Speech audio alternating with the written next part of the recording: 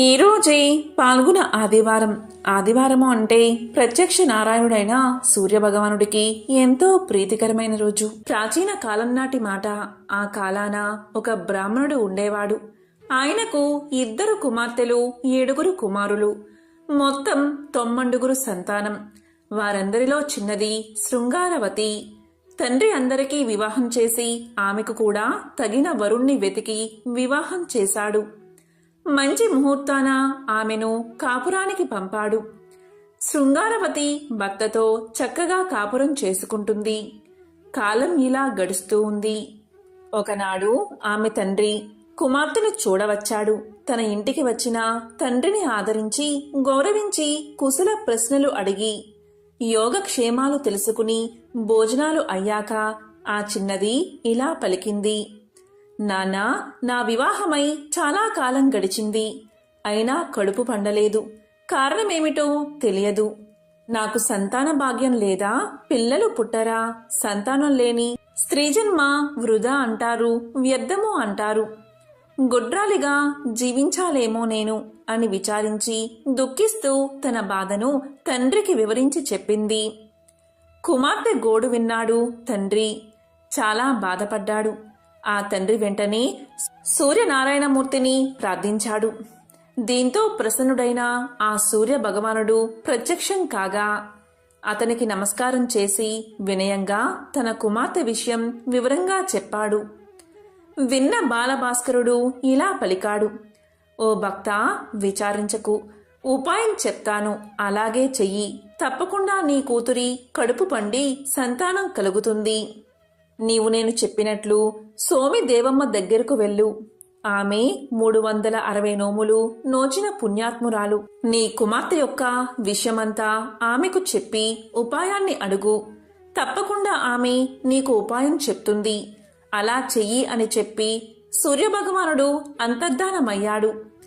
దీంతో బ్రాహ్మణుడు సంతోషించి పరమానంద భరితుడై ఆదిత్యుడు చెప్పిన విధంగా తాను తిన్నగా సోమిదేవమ్మ వద్దకు వెళ్లి తన కుమార్తె విషయం చెప్పి కడుపు పండే మార్గం చెప్పమని కోరాడు. అంతా విన్నది సోమిదేవమ్మ. ఆమె కడు పుణ్యాత్మురాలు, ధన్యాత్మురాలు, ఉపకారి, మంచి చేసే స్వభావం కలది. అందుచేత ఆమె చేసిన పుణ్యఫలం నుంచి పూర్ణఫలం ధారపోసింది. వ్రత విధానాన్ని వివరంగా చెప్పింది. దీంతో బ్రాహ్మణుడు సంతోషించి ఇంటికి వెళ్లి తన కుమార్తెను పిలిచి విషయమంతా వివరించి చెప్పి, అమ్మా, నీవు అన్నం ముట్టని ఆదివార వ్రతాన్ని ఆచరించు. దాంతో నీ కడుపు పండి సంతానం కలుగుతుంది అని కూతురికి తెలియచేశాడు. అంతా తండ్రి చెప్పిన ప్రకారం నోము నోచింది కూతురు. వ్రతఫలంగా ఆమె కడుపు పండింది. సంతానం కలిగినది. అభీష్టం నెరవేరినది. ఇదే అన్నం ముట్టని ఆదివారం నోము కదా.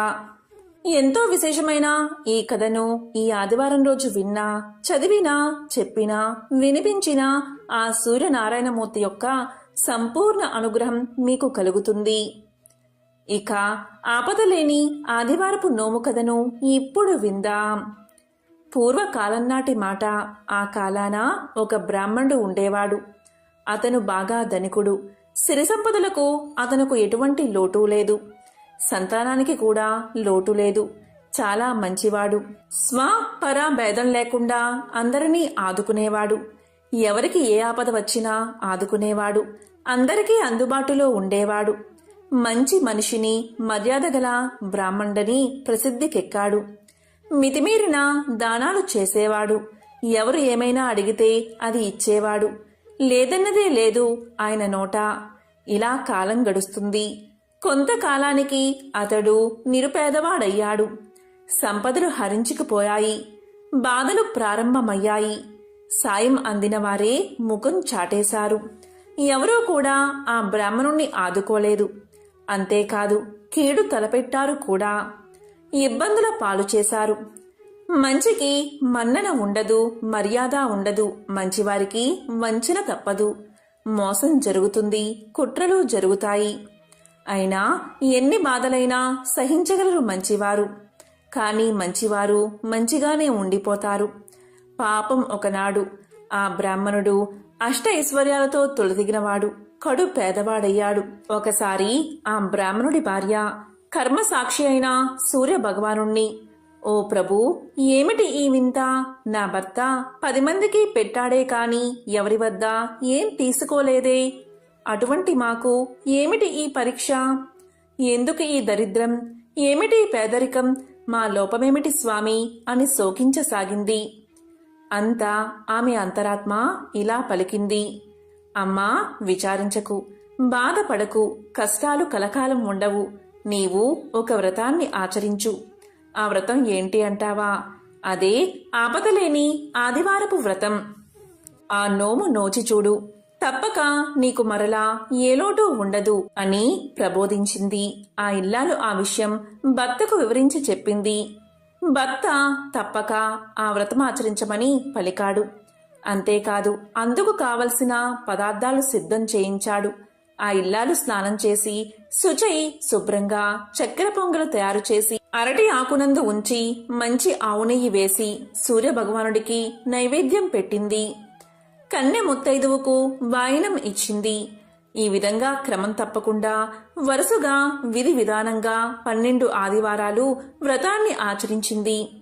తరువాత 13వ ఆదివారాన 26 మంది ముత్తైదువులకు పసుపు, కుంకుమ, రవికల గుడ్డలు, దక్షిణ తాంబూలాలు ఇచ్చి ఒక ముత్తైదువుకు వాయనం ఇచ్చి ఉన్నంతలో కలిగినంతలో అందరికీ భోజనం పెట్టి సుఖంగా జీవించింది ఆ ఇల్లాలు. ఈ వ్రత కథను ఎవరైతే శ్రద్ధాభక్తులతో వింటారో వారికి ఇహమందు సుఖ సంతోషాలు, పరమందు మోక్షము సిద్ధిస్తాయి. ఇది ఋషులు చెప్పిన విషయం. ఈరోజు పుష్య ఆదివార వ్రతకథను వింటే చాలు ఎంతటి మహాపాపాలైనా తొలగిపోతాయి. ఒక ఊరిలో ఒక షావుకారు ఉండేవాడు. వారికి 2 కుమార్తెలు. అయితే కొన్ని రోజులకు ఆ 2 కుమార్తెలను కోటీశ్వరులకిచ్చి ఎంతో వైభవంగా వివాహం జరిపిస్తాడు షావుకారు. ఇలా కొన్ని రోజులు గడిచిన తర్వాత ఆ షావుకారికి ముసలితనం వచ్చి షావుకారు, అతని భార్య చనిపోయారు. అక్కా చెల్లెళ్ళు వేర్వేరు గ్రామాల్లో ఉండడం వల్ల, వాళ్ళు దూరంగా ఉండడం వల్ల కలుసుకోలేకపోయారు. ఇలా తల్లిదండ్రులు చనిపోయిన తర్వాత అక్కా చెల్లెళ్ళు దూరం అయిపోయారు. ఈ విధంగా కొంతకాలం గడిచిన తర్వాత అక్కా చెల్లెల్లో పెద్దదాని పరిస్థితి కడు బీదరికంగా మారిపోయింది. తిండి దొరకడానికి కూడా కష్టమైపోయింది. కానీ చెల్లెలు మాత్రం మరింత ధనవంతురాలిగా తయారవుతుంది. ఎందుకంటే ఆ తల్లిదండ్రులు చేసే పూజలు, వ్రతాలన్నీ ఆ చెల్లెలు మాత్రమే చేసేది. కాని అక్క మాత్రం ఒక్క పూజైనా, ఒక్క వ్రతమైనా చేసి ఎరగదు. దీనివల్లే ఆమె పరిస్థితి చాలా బాధగా, దయనీయంగా మారిపోయింది. చెల్లెలు మాత్రం పుష్యమాసంలోని అన్ని ఆదివారాలు, అంటే పుష్య ఆదివారాలు పవిత్రమైన సూర్య భగవానుణ్ణి భక్తి శ్రద్ధలతో ఆరాధించేది. ఒక పూట భోజనం మాత్రమే చేసేది. సూర్యుడు అస్తమించక ముందే సాయంత్రం అల్పాహారం తిని ఇలా పుష్య ఆదివార వ్రతాన్ని ఆచరిస్తూ ఉండేది. ఇలా చేయడం వల్ల ఆమె ఎంతో సంతోషంగా, ఆరోగ్యాలతో తన కుటుంబంతో సుఖంగా జీవించేది. కాని అక్క మాత్రం పూజలు, వ్రతాలు ఆచరించకపోవడం వల్ల ఆమె పరిస్థితి చాలా పేదరికంగా మారిపోయింది. తినడానికి ఒక్క మెతుకు కూడా లభించలేనంత పరిస్థితి. ఇలా గడిచాక కొన్ని రోజులకు అక్కకు 4 కొడుకులు ఉన్నారు. వాళ్ళు తల్లితో ఇలా పలికారు, చూడమ్మా, మనకు తినడానికి తిండి కూడా లేదు కదా. మరి తాత, అమ్మమ్మలు చనిపోయాక మనకెవరైనా ఉన్నారా? నీకు తోబట్టువులు ఎవరైనా ఉన్నారా అని అడిగారు. అప్పుడు ఆమె ఇలా చెప్తుంది, అవును బాబు, మీకు పిన్ని ఉంది. కాని ఆమె ఎక్కడ ఉందో ఆమె ఆచూకీ మాత్రం నాకు తెలియదు అని సమాధానం చెప్తుంది.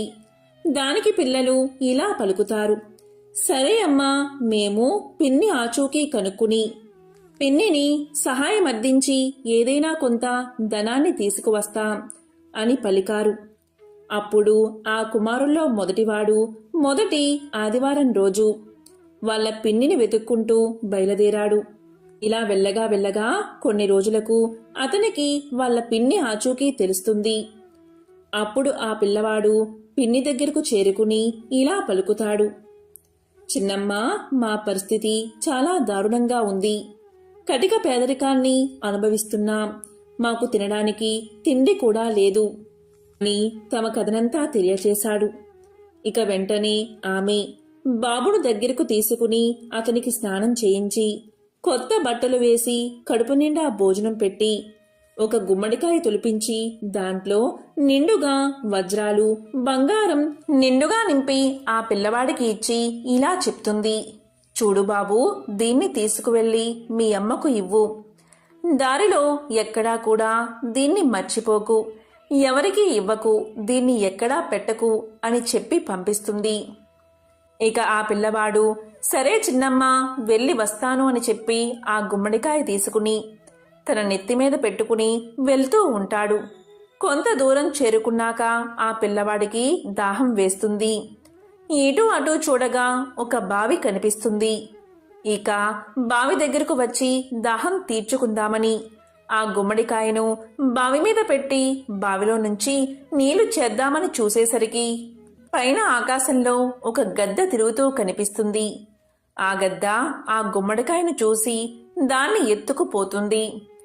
దాంతో పిల్లవాడు, అయ్యో, నా గుమ్మడికాయ గద్ద ఎత్తుకుపోతుంది అని బోరున విలపిస్తాడు. అలా ఏడుస్తూ ఏడుస్తూ ఇంటికి చేరుకుంటాడు.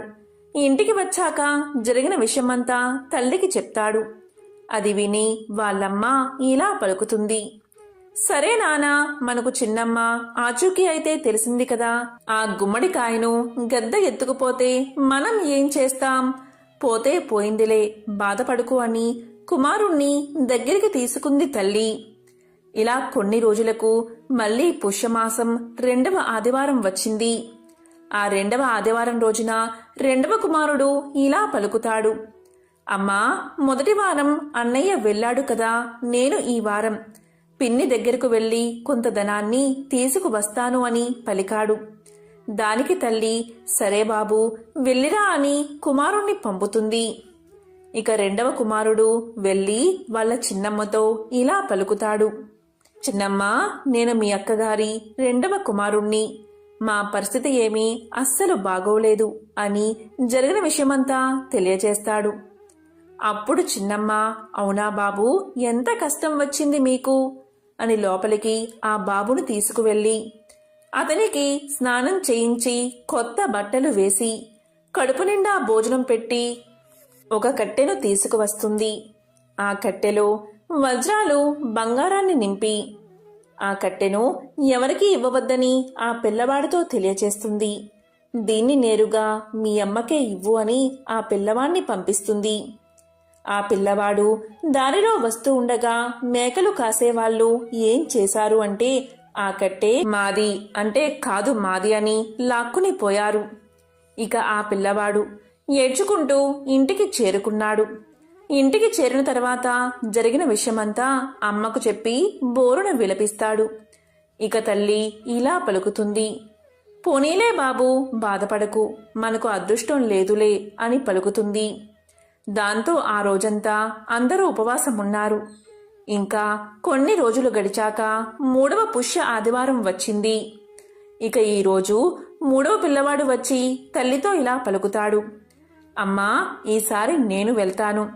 చిన్నమ్మ దగ్గరకు వెళ్ళి జరిగిందంతా చెప్పి ఆమెను సహాయం అడిగి కొంత ధనాన్ని తీసుకువస్తాను అని చెప్పగా తల్లి అతన్ని సాగనంపుతుంది. ఇక ఆ పిల్లవాడు తన చిన్నమ్మ ఇంటికి చేరుకోగానే జరిగిన విషయాన్నంతా చిన్నమ్మకు తెలియచేస్తాడు.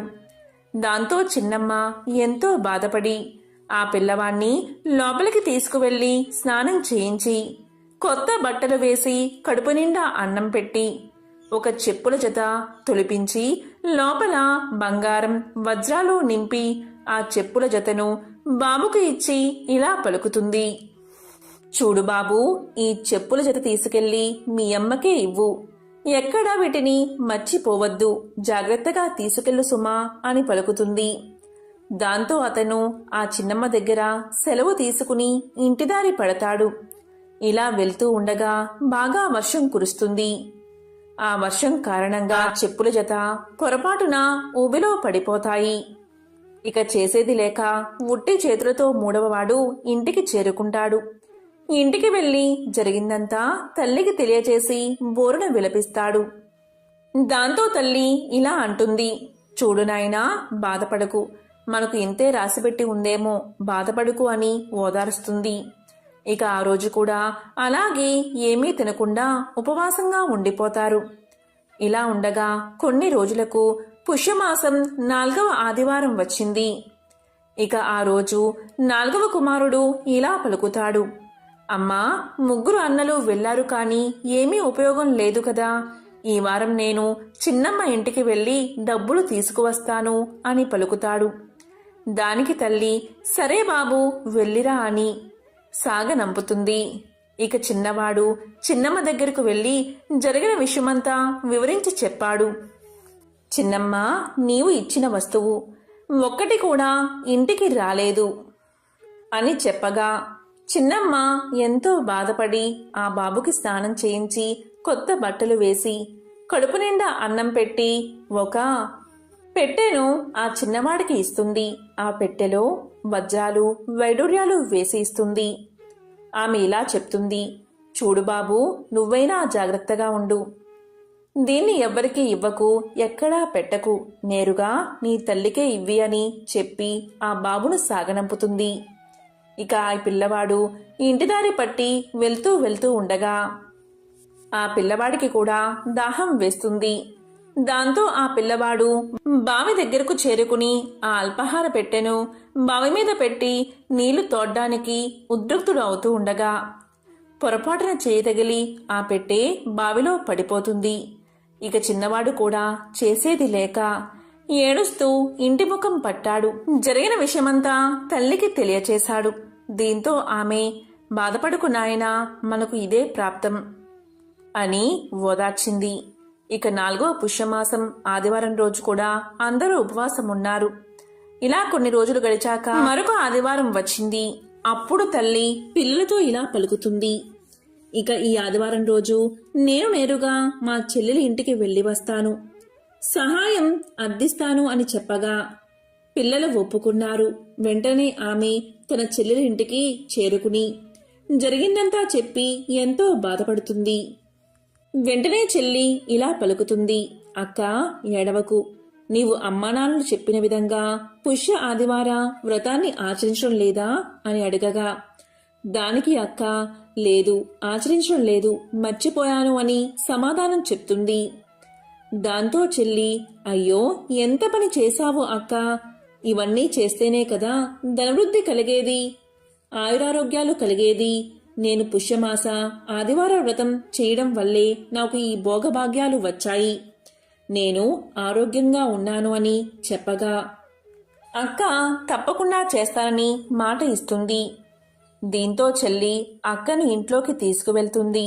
అక్క కూడా స్నానం చేసి కొత్త బట్టలు వేసుకుని కడుపు నిండా భోజనం చేసి ఇలా అంటుంది, ఇక నేను వెళ్తాను చెల్లి, ఇక నుంచి పుష్య ఆదివారం రోజు సూర్య భగవానుణ్ణి పూజించి ఆయన అనుగ్రహం పొందుతాను అని అక్కడి నుంచి వస్తూ ఉంటుంది. ఆ మాట అనగానే ఆ సూర్య భగవానుడి ఆశీస్సులు ఆమెకు కలిగాయి. ఇక చెల్లెలు అక్కకు కొంత ధనాన్ని వజ్రాలను ఇస్తుంది. అక్క అక్కడి నుంచి ఇంటికి వస్తూ ఉంటే పైనుంచి గెద్ద గుమ్మడికాయను పడేస్తుంది. అయ్యో, ఇది నా కొడుకు పోగొట్టుకున్న గుమ్మడికాయే అని చెప్పి దాన్ని తీసుకుంటుంది.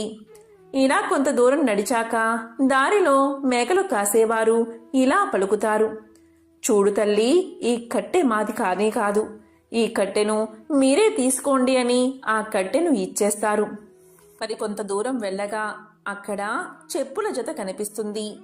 ఆ చెప్పులు కూడా తీసుకుని ఆమె నడుస్తూ ఉంటుంది. ఇక దారిలో బావి దగ్గర నీళ్లు బాగా పైకి వచ్చి అల్పాహారపు పెట్టే పైకి తేలుతుంది. ఇక దాన్ని కూడా తీసుకుని ఆమె ఇంటికి చేరుకుంటుంది. ఇంటికి వచ్చి అన్నీ తెరిచి చూడగా అన్నిటిలో కూడా వజ్రాలు వైడూర్యాలు ఉంటాయి.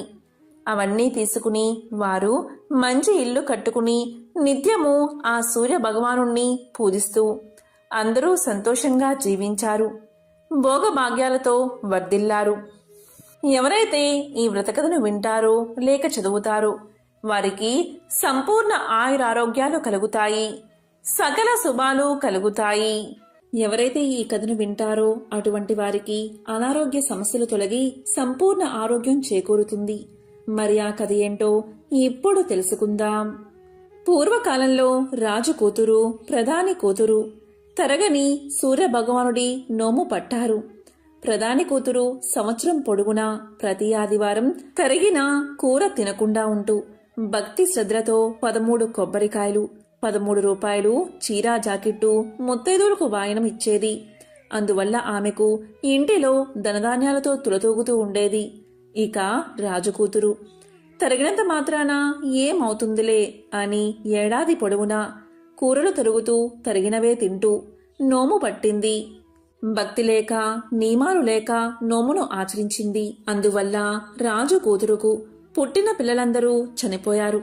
అంతేకాదు రాజు కూతురు, ప్రధాని కూతురు అష్ట ఐశ్వర్యాలతో ఉండడం చూడలేకపోయింది. దీంతో రాజు కూతురు ఏం చేసింది అంటే, ఒకరోజు ప్రధాని కూతురు పిల్లలందరినీ తన ఇంటికి రప్పించి వారి తలన్నీ కోసి పెట్టెలో పెట్టి ప్రధాని కూతురు ఇంటికి పంపించింది.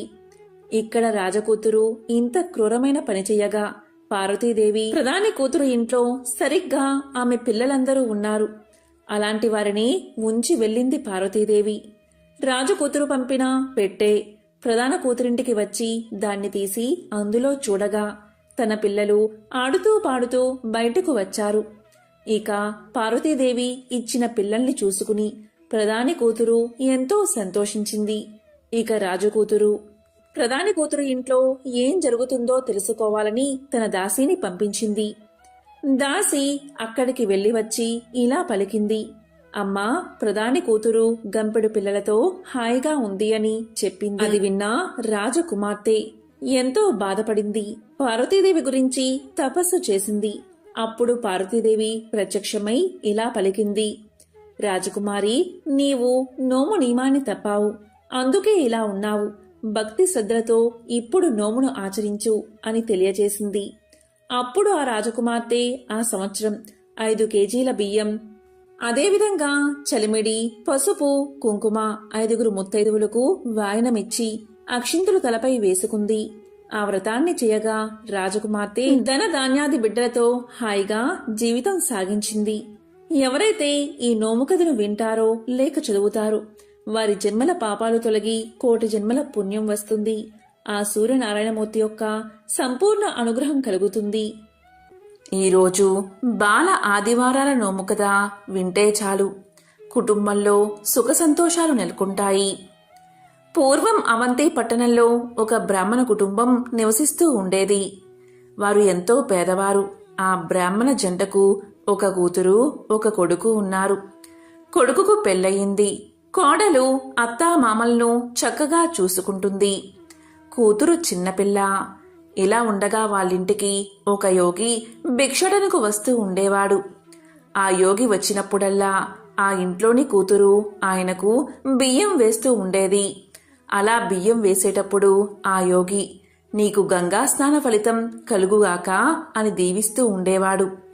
అలాగే కోడల్ని చూసి మాత్రం దీర్ఘ సుమంగళీ భవ, సౌభాగ్యవతీ భవ అని దీవిస్తూ ఉండేవాడు. ఇదంతా గ్రహించిన కూతురు ఆ విషయాన్ని తల్లిదండ్రులకు తెలియచేసింది. కూతుర్ని మాత్రం గంగాస్నాన ఫలితం కలుగుగాక అని, అదేవిధంగా కోడల్ని దీర్ఘ సుమంగళీ భవ అని దీవించడం వెనుక ఏం రహస్యం ఉందో తెలుసుకోవాలి అనుకున్నారు. కానీ కూతుర్ని అలా దీవించడం చూసి ఎంతగానో దుఃఖించారు. మరుసటి రోజు ఆ యోగి వస్తే అతన్ని నిలదీసి అడుగుదామని కూతురుతో అన్నారు. ఇంకా మరుసటి రోజు ఆ యోగి రానే వచ్చాడు. ఆ యోగి వచ్చి భిక్షం అడగగా ఆ చిన్నపిల్ల వచ్చి భిక్షం వేసింది. మళ్ళీ ఆ పిల్లను గంగాస్నాన ఫలితం కలుగుగాక అని యోగి దీవించాడు. ఇక అక్కడే ఉన్న కోడల్ని మాత్రం దీర్ఘ సుమంగళీ భవ అని దీవించాడు. అది చూసిన బ్రాహ్మణ దంపతులు ఇలా అన్నారు, ఏమిటి స్వామి, నా కూతురు ఏం పాపం చేసింది? నా కూతురిని ఎందుకు దీర్ఘ సుమంగళీ భవ అని దీవించడం లేదు అని అడిగారు. అప్పుడు యోగి ఇలా సమాధానం చెప్పాడు, చూడు తల్లి, మీ కూతురుకు పెళ్లి కాగానే కొంతకాలానికి భర్త మరణిస్తాడు. అందుకే ఇలా దీవించాను.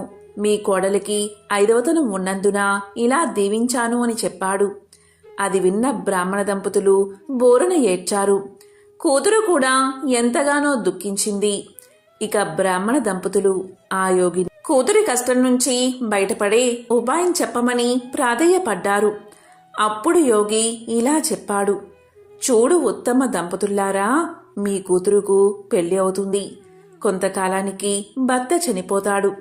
అతన్ని ఇంటి లోపలే ఉంచి మీ అమ్మాయిని గంగా స్నానానికి తీసుకువెళ్ళండి. అలా మీరు మీ అమ్మాయిని గంగా స్నానానికి తీసుకువెళ్లే సందర్భంలో దారిలో ఒక ముత్తైదువు చీరల మూట కట్టిన పసుపు కుంకుమ పడిపోతాయి.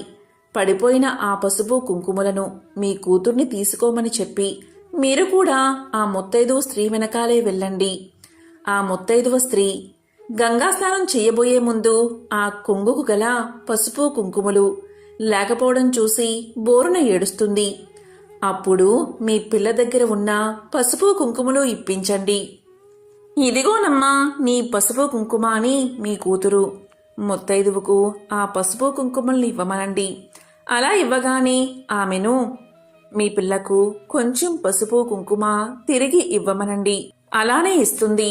అలా ఇవ్వగానే గంగా స్నానం చేసి మీరు ఇంటికి వచ్చేలోపు మీ అల్లుడు తిరిగి బతుకుతాడు అని చెప్పాడు యోగి. ఇది విన్న బ్రాహ్మణ దంపతులు ఎంతగానో సంతోషించారు. ఇక వారు తమ కూతురుకు యుక్త వయసు రాగానే వివాహం చేశారు. ఇలా చెయ్యగా కొన్ని రోజులకు భర్త చనిపోతాడు. ఇక వెంటనే ఆ అల్లుడి శవాన్ని ఇంట్లోనే ఉంచి గంగా స్నానానికి వారు వెళ్తారు.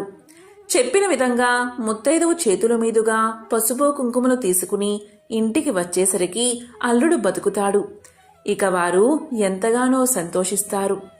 ఇదే బాల ఆదివారాల నోము కదా. ఈ కథను విన్నంతనే మహాపాపాలైనా తొలగిపోతాయి. స్త్రీలు ఈ కథను వింటే చాలు ముత్తైదువుగా దీర్ఘ సుమంగలిగా జీవిస్తారు. పూర్వకాలంలో కావేరీ నదీ తీరంలో శివశర్మ అనే పరమేశ్వరుడి మహాభక్తుడు ఉండేవాడు. అతను ఎన్నో శాస్త్రాల్లో ఎంతో ప్రావీణ్యత సంపాదించిన వాడే. చుట్టుపక్కల గ్రామాల్లో తనకు మించిన పండితుడు లేడని పేరు తెచ్చుకున్నాడు. ముఖ్యంగా జ్యోతిష్య, వ్యాకరణ శాస్త్రాల్లో ఎంతో పేరు ప్రఖ్యాతులు సంపాదించాడు. ఆ దంపతులకు 2 కుమార్తెలు. ఇద్దరికీ మంచి వరులతో వివాహం జరిగింది. ఇదంతా ఆ పరమేశ్వర అనుగ్రహంగా తలిచేవారు. అతని భార్య సుమతి కూడా భర్తకు చేదోడు వాదోడుగా ఉండేది. ప్రతి ఏకాదశి నాడు శివశర్మ ఏకాదశి రుద్రాభిషేకం చేసేవాడు. ఆనాడు ఇంటికి వచ్చిన బంధువులకు, స్నేహితులకు ఆ దంపతులు భోజనం పెట్టకుండా పంపేవారు కాదు. ప్రతి క్షణం శివశర్మ దంపతులు ఆ పరమేశ్వరుణ్ణి స్మరిస్తూ కాలం గడపసాగారు. ఇంతలో ఒక్కసారిగా శివశర్మకు ఏదో కంటివ్యాధి వచ్చి చూపు సరిగ్గా కనిపించడం లేదు. ఎన్ని రకాల మందులు వాడినా ఫలితం లేకపోయింది. రోజురోజుకి కంటి చూపు ఇంకా మందగించసాగింది.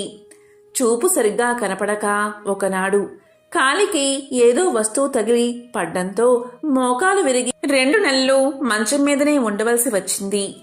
ఎప్పుడు ఆ పరమేశ్వరుణ్ణే స్మరించే తమకు ఇన్ని బాధలు ఎందుకు వచ్చాయా అని ఆ దంపతులు ఎంతో కుంగిపోయారు.